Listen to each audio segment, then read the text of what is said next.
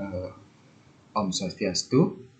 Kami dari kelompok 1 akan menjelaskan tentang domain dan sistem. Nah, adapun anggota dari kelompok 1 itu yang pertama ada Firda Prastiani, ada nih Ketut Puji Gayatri, yang ketiga ada Nilo Putu Desdiana Kelly, yang keempat ada Akmal Gibran, yang kelima ada Igusti Nyoman Anton Suryadi Putra, dan yang terakhir adalah saya sendiri.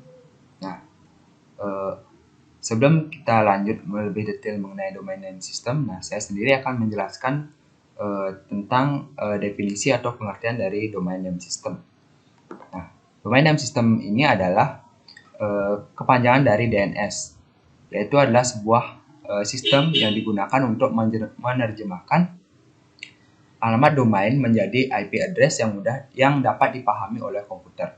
Nah, tanpa DNS ini, jika kita akan mengakses website tertentu, kita harus memasukkan serangkaian nomor IP secara lengkap seperti itu. Nah, untuk lebih jelasnya akan saya contohkan.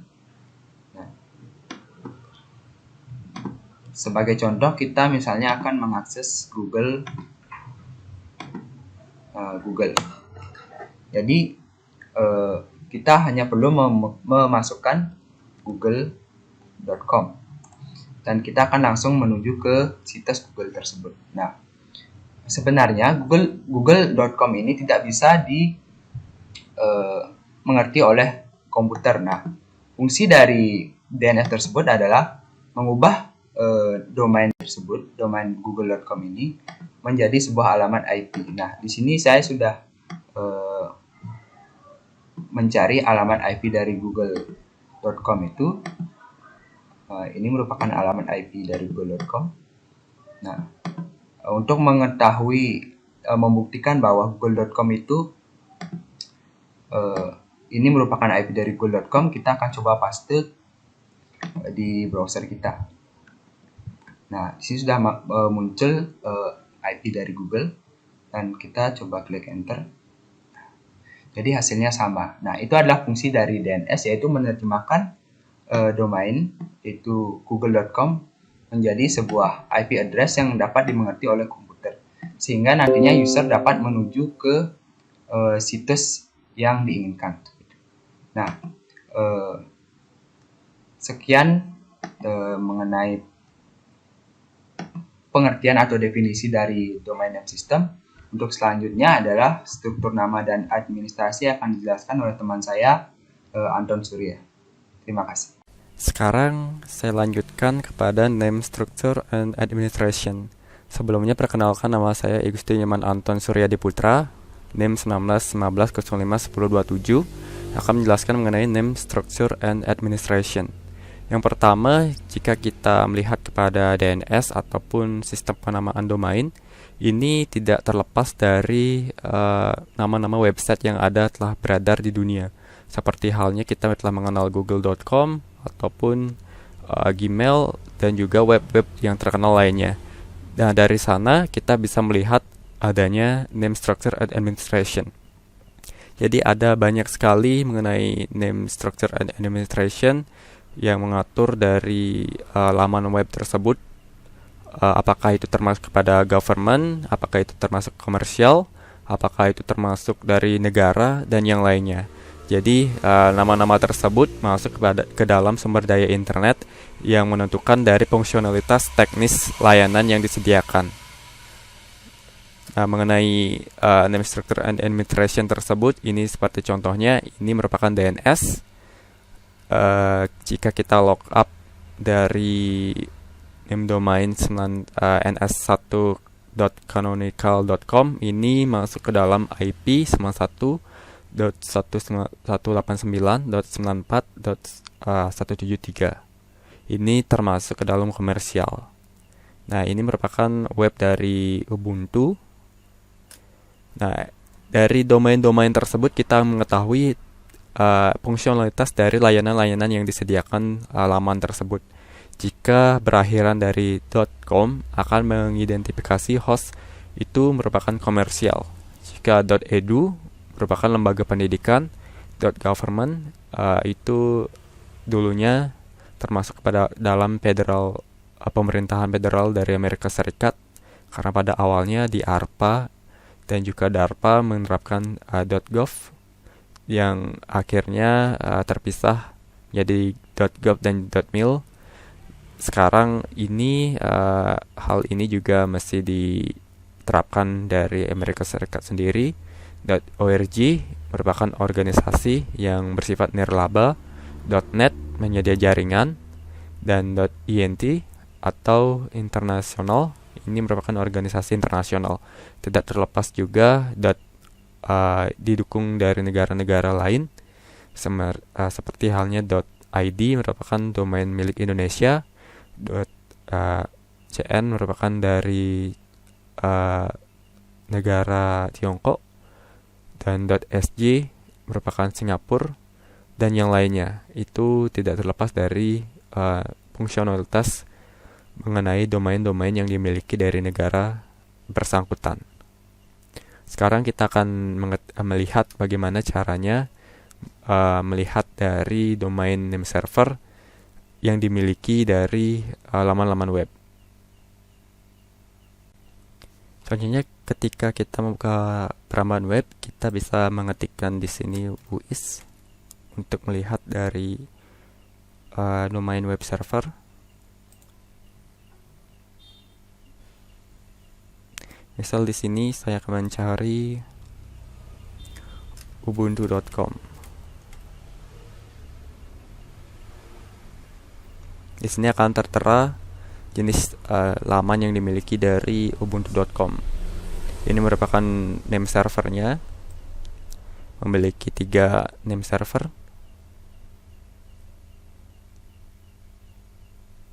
Kemudian keterangan-keterangan akan dimuat di sini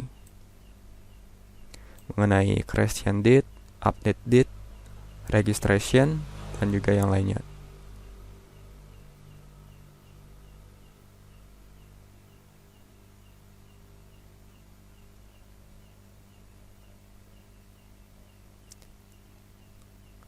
Untuk mengetahui dari lookup sendiri, kita bisa menggunakan cmd lookup dan diikuti oleh nama domain, nama laman web.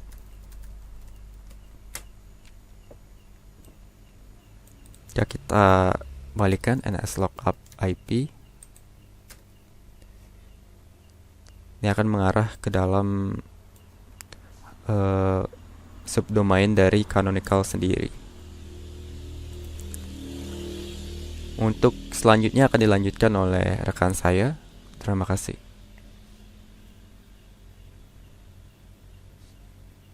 Baik, terima kasih atas kesempatan yang telah diberikan. Jadi di sini saya akan menjelaskan tentang DNS Resource Record. Informasi yang diminta user dalam sistem DNS disebut dengan DNS records.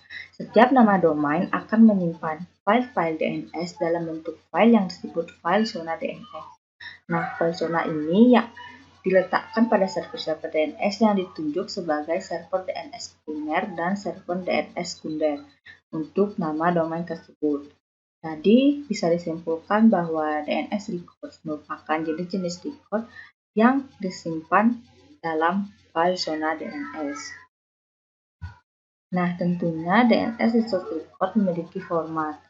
Dapat dilihat pada gambar bahwa ini merupakan format dari DNS resource record yang di dalamnya terdapat yang pertama yaitu domain name atau name.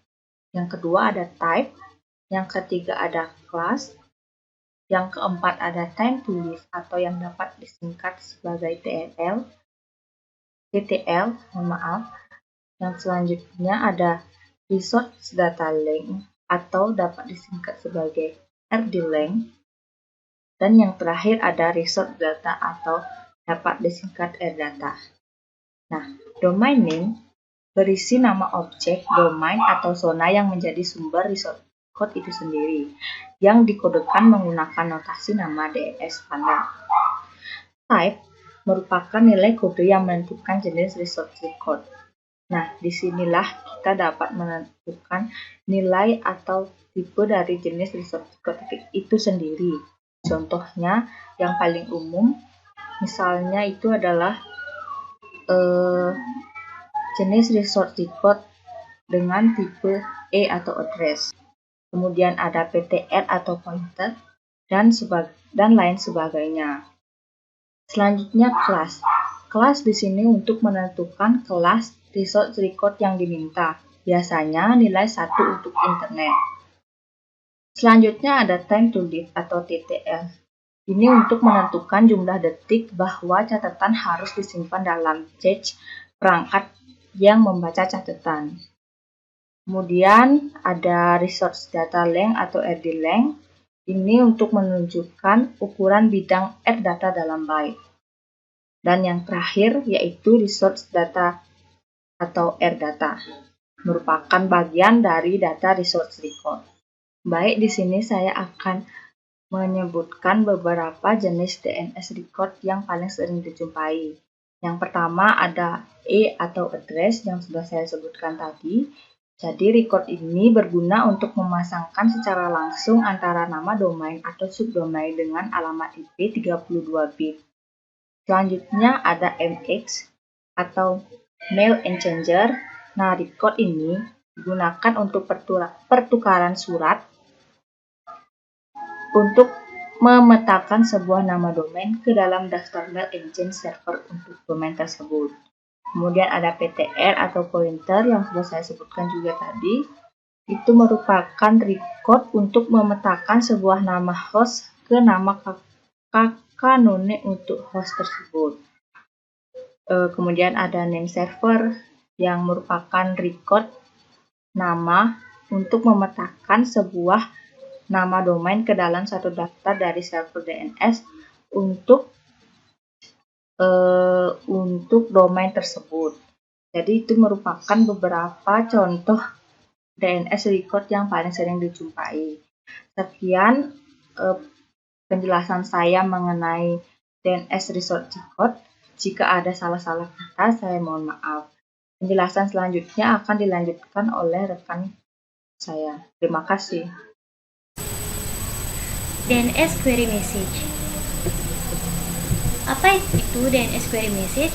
DNS Query adalah query informasi yang dikirim dari komputer pengguna atau DNS client ke DNS server. DNS query dikirim untuk meminta alamat IP address yang terkait dengan nama domain. Kemudian, DNS server akan mencari informasi di file host. Jika informasi yang dicari tidak ditemukan, maka server akan berusaha mencari kepingan informasi atau rekam informasi yang pernah tercatat di dalam sistem atau cache untuk mendapatkan alamat IP address yang terkait dengan domain itu. Selanjutnya, jenis-jenis query message. Jenis-jenis query message ada 3. Yang pertama ada recursive query, di mana di sini user memberikan hostname dan DNS resolver harus memberikan responnya. Fungsi dari recursive query itu sendiri yaitu untuk menyediakan semua informasi relevan yang diminta oleh klien dengan mencari root server dan authoritative name server. Kemudian, jika informasi itu tidak ditemukan, maka browser akan menampilkan pesan error. Nah, jenis query message yang kedua ada iterative query. Ketika user mengetikkan hostname di browser, DNS resolver akan mencari case yang relevan di memori. Jika tidak berhasil, DNS resolver akan mencari informasi di root server atau authoritative name server yang terkait dan relevan dengan DNS zone. Dan jenis query message yang terakhir ada non-recursive query. Non-recursive query ini merupakan pencarian informasi yang merupakan paling cepat. Ketika user memasukkan hostname, server berhasil mencari dan mendapatkan informasi tentang IP address yang tersimpan di dalam sistem cache. Sehingga kita tidak perlu lagi melakukan pencarian di root server atau authoritative name server. Om Swastiastu, sebelumnya izinkan saya memperkenalkan diri. Nama saya Nurul Putri Tiasdiana Kelin dari kelas PTI 5B dengan NIM 1915 051022 dari kelompok 1 akan melanjutkan materi yang telah diberikan sebelumnya oleh teman saya, yaitu materinya mengenai name server DNS.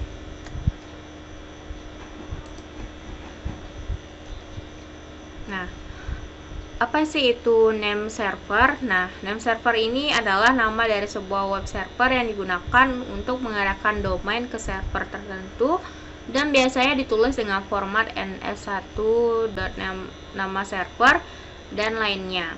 Nah, penamaan tersebut berbeda-beda setiap layanan yang tergantung dengan konfigurasi yang telah dilakukan. Nah,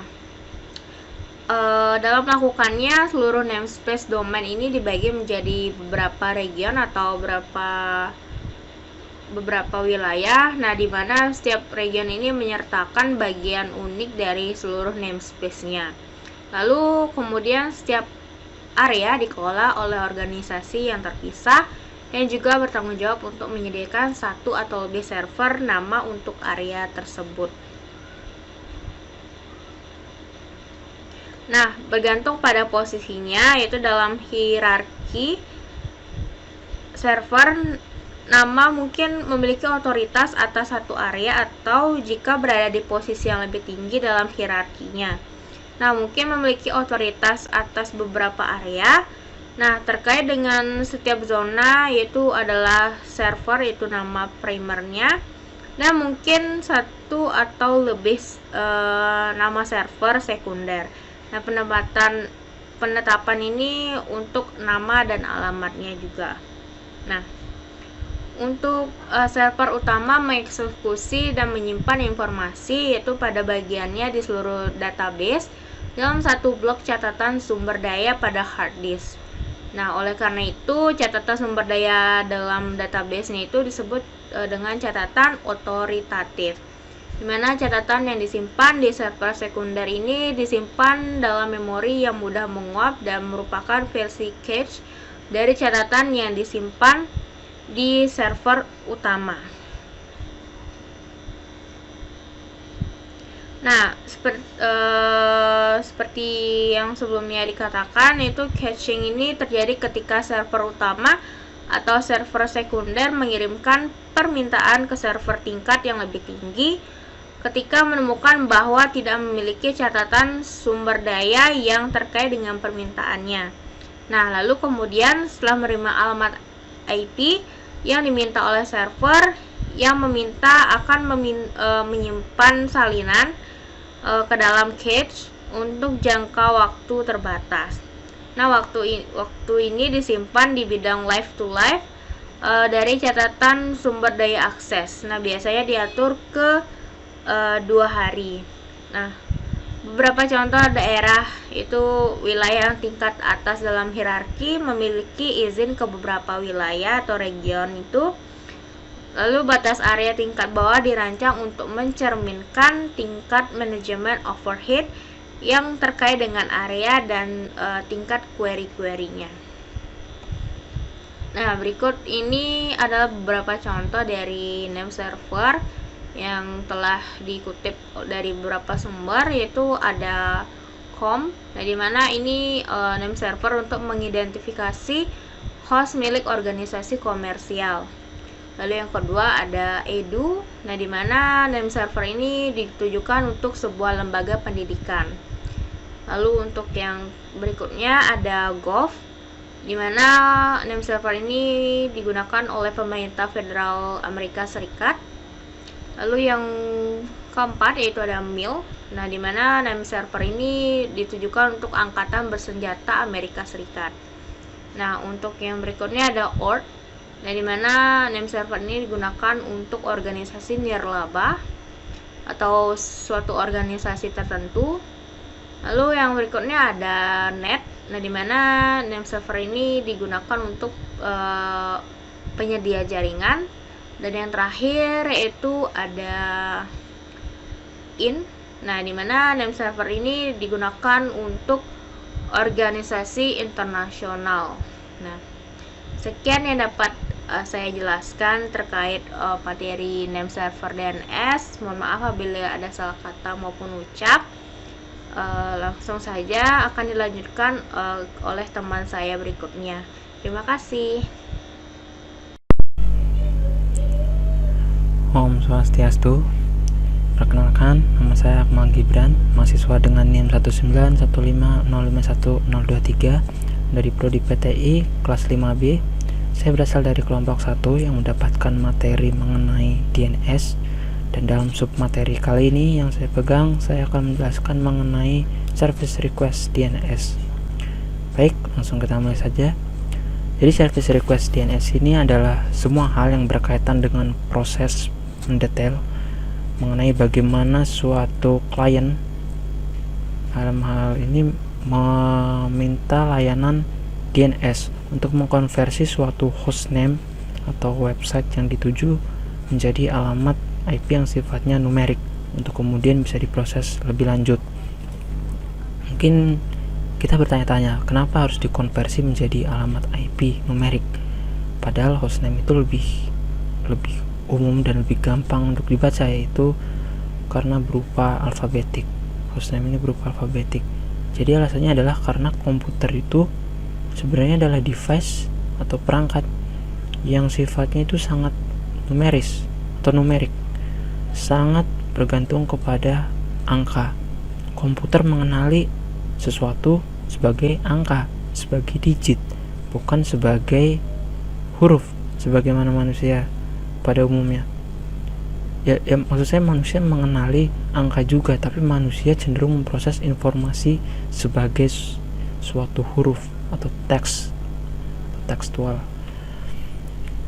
Dan komputer dalam hal ini memerlukan konversi dari hostname ke alamat IP numerik karena komputer berkomunikasi satu sama lain dengan cara atau dengan bentuk angka atau numerik.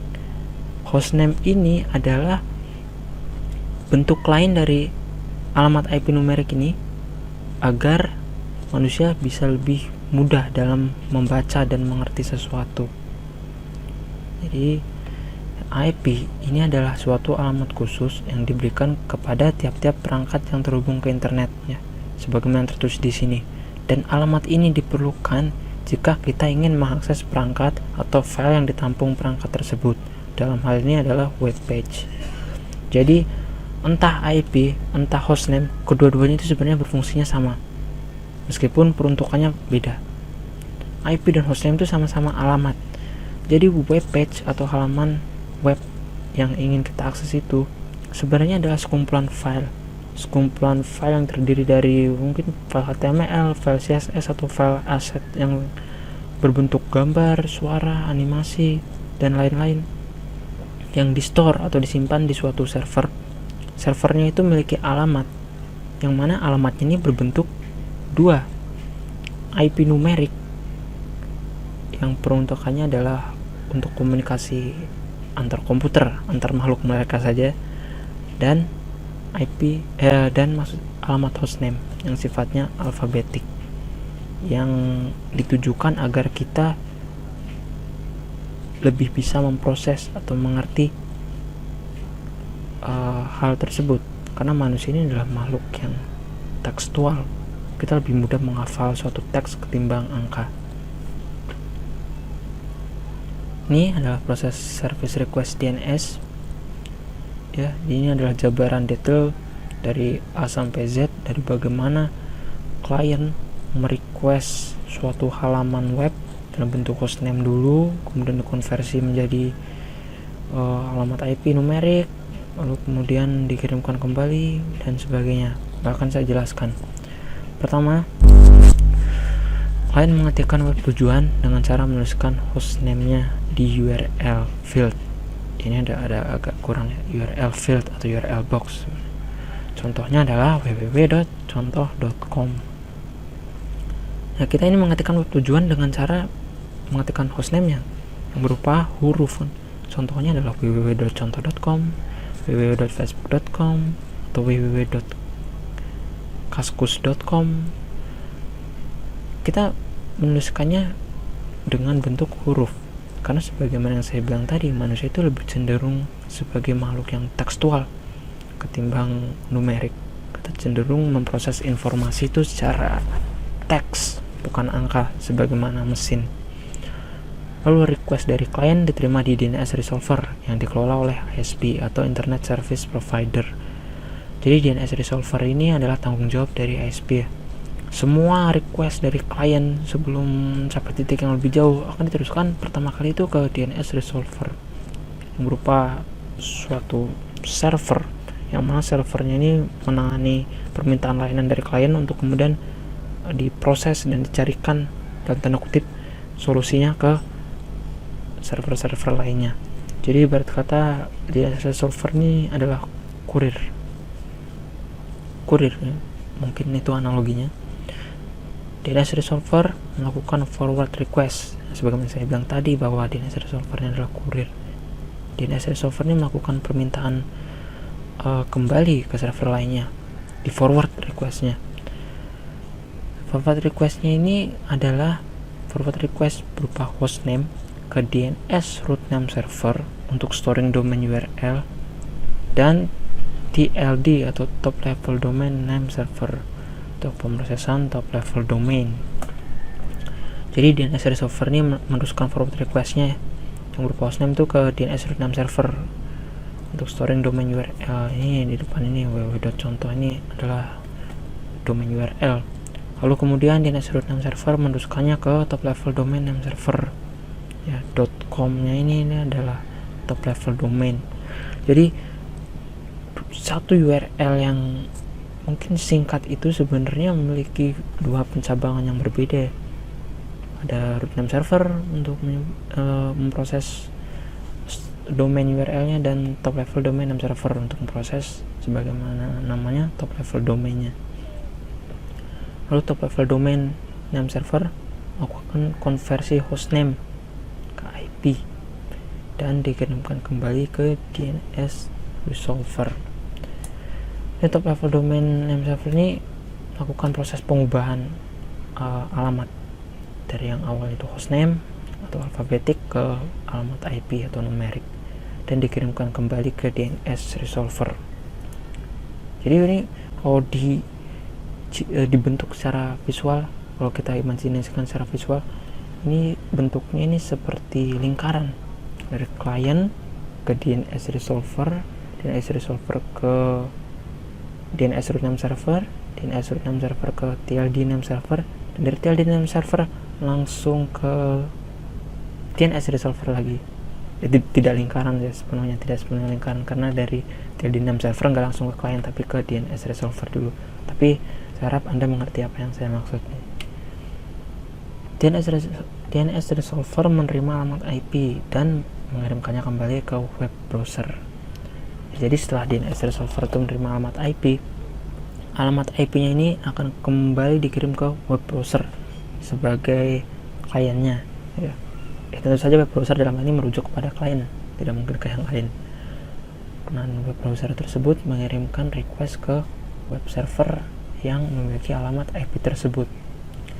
Karena web browser itu sudah menerima alamatnya, sudah tahu kemana harus merequest data-data yang diperlukan, maka web browser itu mengirimkan request tersebut ke server yang dituju dengan acuan alamat IP-nya tentu saja. Web server atau alamat IP-nya yang dituju tadi itu, yang di request oleh web browser, akan mengirimkan konten web yang diperlukan ke web browser kembali dan mengubah alamat IP tersebut menjadi alamat hostname. Ya, jadi sebelum ada misinterpretasi, ingin saya luruskan bahwa yang mengubah alamat IP menjadi alamat hostname kembali itu adalah tugas dari web browser ya.